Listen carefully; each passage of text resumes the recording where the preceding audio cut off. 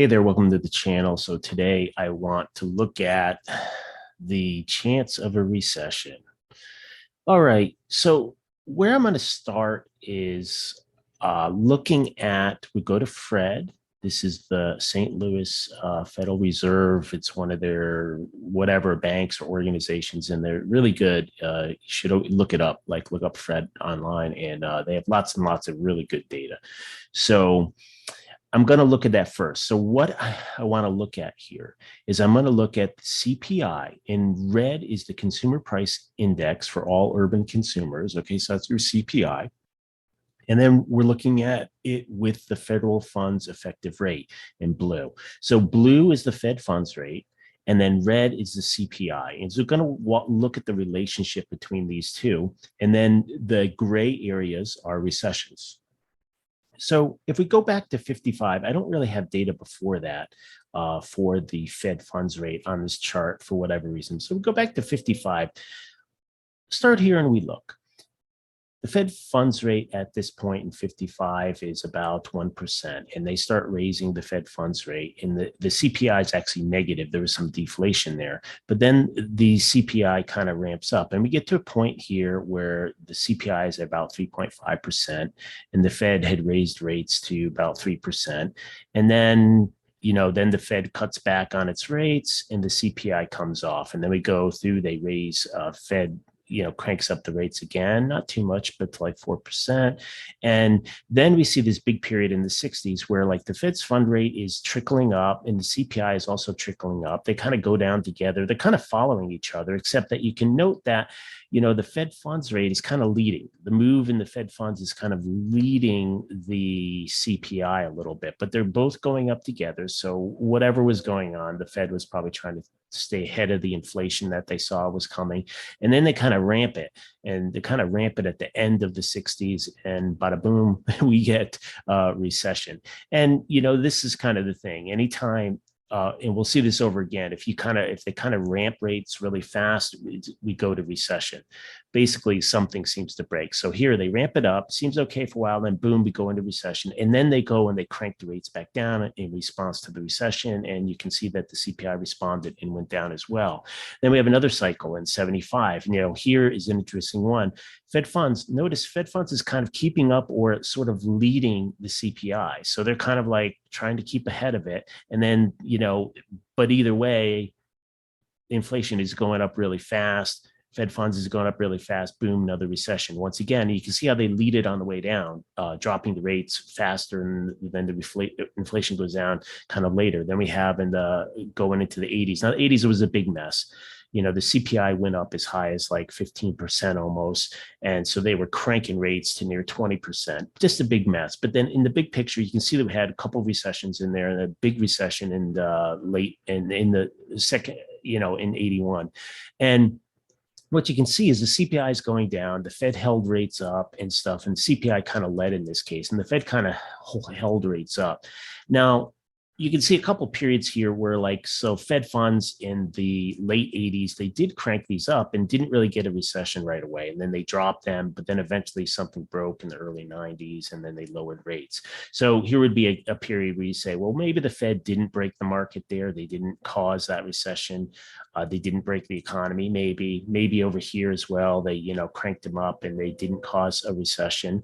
Then you go over here into the 90s, and you can see here's another period where they kind of crank up the Fed funds rate, and they kind of hold them high, and the inflation kind of is wherever it is, and they don't cause a recession. But then they drop them, and then they crank them up, and boom, they cause a recession. Now this is in the 2001, September 11th, the attacks occurred, but we were already into recession at that point and everything. So it's important to understand that.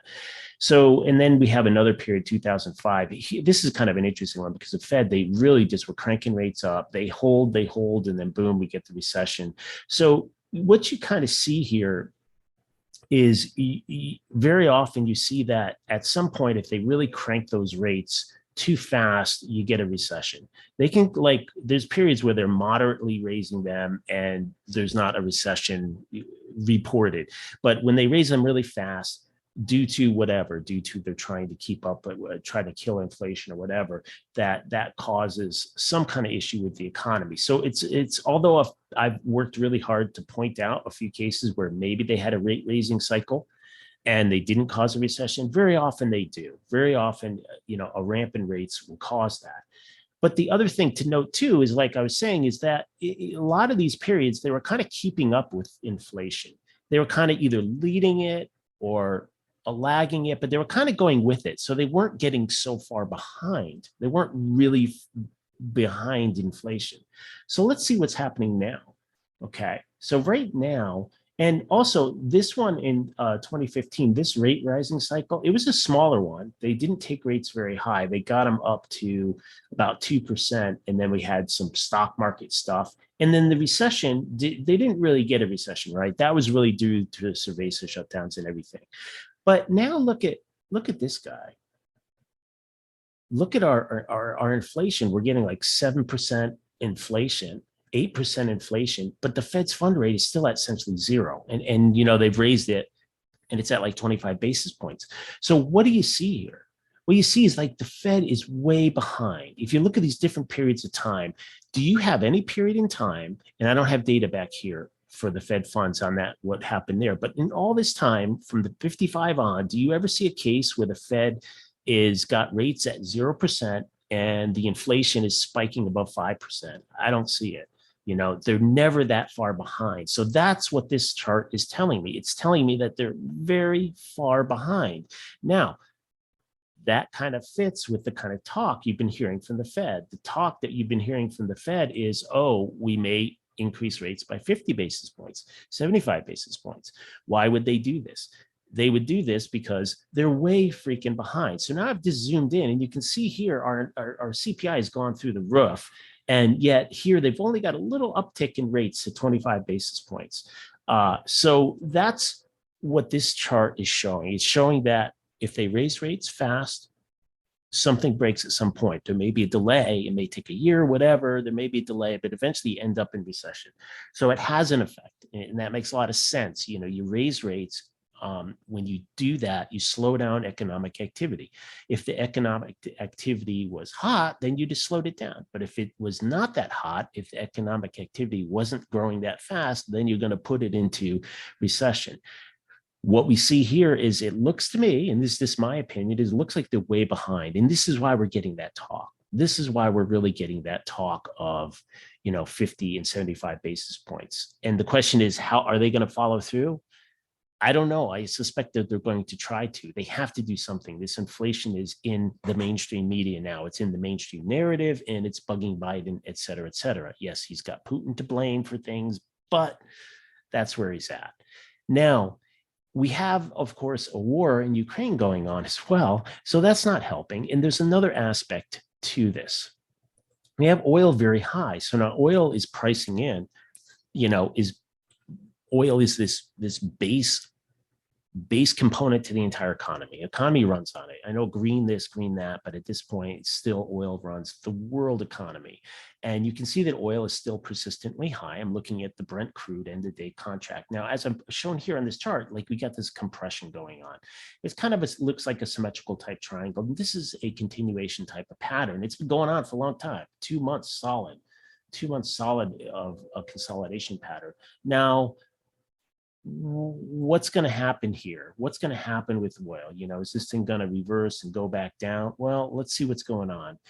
Okay, so now I'm reading in this article here, after weeks of reluctance over banning Russian oil imports, Germany is saying they reversed course and they're agreeing to a gradual EU oil embargo. So what they're saying here is all 27 states have agreed.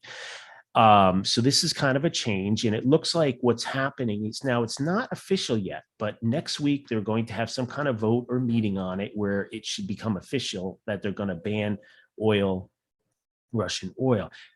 But one of the key things that they did is that if you look at it, they're phasing it in. So this is probably why Germany is on board, because they're going to try to phase it in. So it could take a month or 2 months for this thing to for the ban to actually be fully in effect. But now go back to oil. Oil is still persistently high. Yellen supposedly was, telling EU, suggesting don't do this because you're going to send oil to $180 a barrel, which very well could be the situation. So now we kind of look and we put the technicals together with the political crap, and you can see, hey, normally this is a continuation pattern, meaning that at some point when this is done, it usually will return to the uptrend. We have no doubt about it. You can draw the lines, and on weekly charts or whatever, you have an uptrend that's in place. There just has been an uptrend in oil. So then, not financial advice, but this is my best guess, is that we're probably going to, if this follows through, we're probably going to get a breakout on oil and go higher. How high? I don't know. Obviously we can't say how high it will go, but that is the most likely scenario now, because remember, you take that oil off the market, everyone's going to be scrambling for oil to get it from wherever else they can. They're going to have to pay more for that oil. Now, this oil eventually, we have issue where Russia has shut off gas to a couple of countries. Well, they're still getting Russian gas. They're still getting that Russian gas. It's just coming through pipelines through Germany or wherever. Like there's big pipeline networks, and so it's like at the end of the day, it's still coming from the same place. So it's just sort of not really realistic. So that's what I see there. Now, the important thing to keep in mind too is that we just had, and this was just reported this past week, a minus 1.4% GDP number. So we had a negative GDP print. Now a recession is at 2 consecutive quarters of negative GDP, and it's declared many months later. After you see that, they can work it whatever and decide whether it was really a recession or not.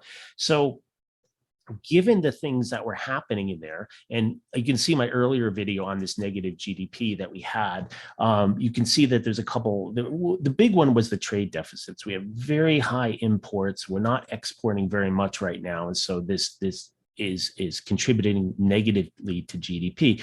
The other one as well, though, is that a lot of the stimulus payments from the government, we're not getting those anymore. And so when you look and you say, wow, we had this huge drop off in GDP when they just shut the economy down due to the cerveza sickness. They just shut it. That was a conscious decision. Then they pumped money in and got this huge reversal here. And we've been kind of like living off the residuals of that since that time. And you can see actually when you look in the GDP, you can see there was a period where they did stimmies here, and like there's an increase of like 50 contributing, and then somewhere over here there's another contributor of like 40 into that. And so all this stuff has affected to try to keep the economy up. But now here's where the issue is. So the issue is that we already have a negative GDP print. It's most, I mean, looking at this, the chance of recession is like 100%. I mean, it's going to be almost impossible to avoid a recession here because you already have 1 quarter of negative GDP. A big contributor was exports. We're not exporting much. It's possible that we do get a positive number. Okay, so this may not be the recession. It may not be right now. And we might get lucky, and it's sort of a technical thing. But see what's happening. So look ahead to the next quarter. A big chunk of this negative number was what? It was massive imports, right? But now we have all the lockdowns in China. So for this quarter, as it stands right now, there's a lot of lockdowns. And so we'll see what happens to the trade numbers. But it is possible that this could really dump on the imports, and that might give us a chance that we can get a positive number there. However, we're not getting a positive number from the government. We need something from the government there to, as well as to stimulate the economy, or else that's going to contribute to a negative GDP. Because at the same time that you have all this stuff going on, we have very high inflation, and this is in a way, this high inflation is going to be ratcheting down economic activity, and it's going to cut both ways. Like on one hand, it's like, well, I bought less gas this month, right? I just bought less gas, so technically, the growth or the spending, I guess, went down, but the price of it went up. So it's going to show, not accounting for price correctly, not accounting for volume, it's going to show a positive thing. So you got that in play, but you have high inflation as well. So it's so the point that I'm getting to is that, yeah, it might be that we're not technically in a recession now, but that recession is coming. It will come. We may skate by for Q2 2022. Maybe we won't get that negative print, but I pretty darn sure that we will be in recession before the end of the year. There's just no way behind it. First of all, so why do I say that? What's my theory? First of all, the Fed is way behind. They're way behind the curve here. So they feel that they're going to have to crank rates up. Every time they crank rates up and they do it quickly, they cause a recession. It's just what you see in the charts. Secondly, we have all kinds of economic damage being done, and it's being done through things like what's going on with Russia, right? So everyone's trying to ban Russian imports of this, that. This is continuing. If they're gonna ban oil, they'll follow it by gas at some point. This is gonna cause very high price increases on this. This will, at some point, it will kill economic activity. So you could take interest rates from 1% to 5% and kill off economic activity, or you can take oil from 100 to 180 and kill off economic activity. At one point, you have very high inflation. You get the high inflation, and then all of a sudden, it's people just have to just cut back, and then you'll get that deflation on the other side. So in conclusion, that's why I think chance of a recession, 100%.